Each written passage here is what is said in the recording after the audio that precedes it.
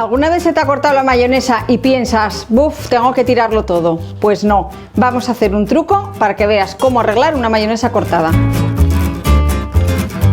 Añadimos al vaso de la batidora 2 cucharadas de agua caliente. Metemos la batidora y la ponemos a funcionar a la velocidad más lenta que tenga. Y vamos a ir echando la mayonesa cortada en forma de hilo.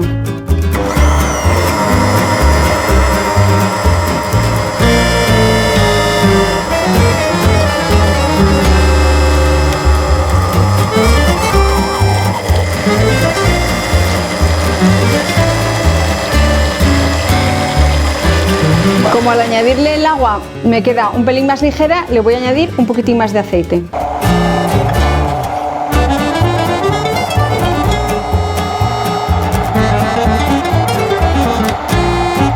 Ya veis que una mayonesa cortada tiene arreglo, no la tiréis. Y hablando de cortar, no os cortéis y suscribiros al canal Prestosu.